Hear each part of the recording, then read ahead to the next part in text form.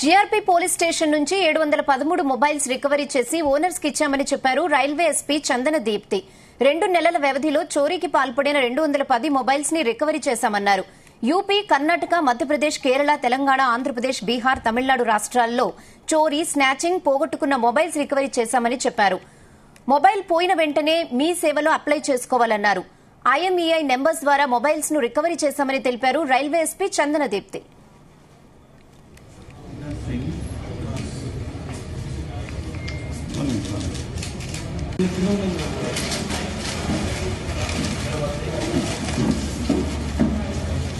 ఈ 210 మొబైల్స్ కూడా అన్ని విధాలుగా వాళ్ళు వాటిని పోగొట్టుకోవడం జరిగింది. ఒకటి వాళ్ళు ఎక్కడైనా పెట్టేస్తారు, ట్రైన్ లో ట్రావెల్ చేసినప్పుడు సీట్ లోను ఎక్కడో టేబుల్ పెట్టి పడుకోవడము, అటు ఇటు తిరగడం, అప్పుడు అది మొబైల్ లాస్ అవుతుంది.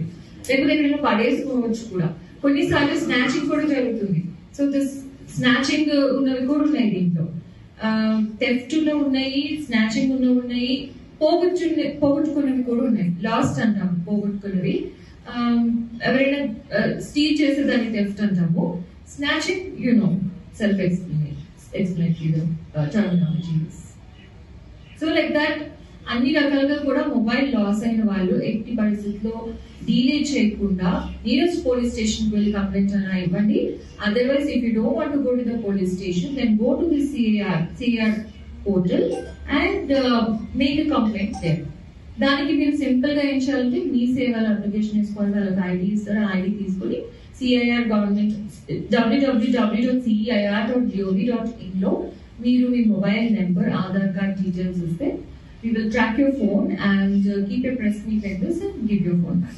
ఫోన్ లేదని సో వెంటనే నేను రైల్వే స్టేషన్కి వెళ్ళి కంప్లైంట్ చేస్తే వాళ్ళు నాకు ఇన్ఫార్మ్ చేశారు, ఇలా మీ సేవలో లాంచ్ చేయండి, తర్వాత సిఐఆర్ లో మీరు బ్లాక్ చేసి మా వస్తుంది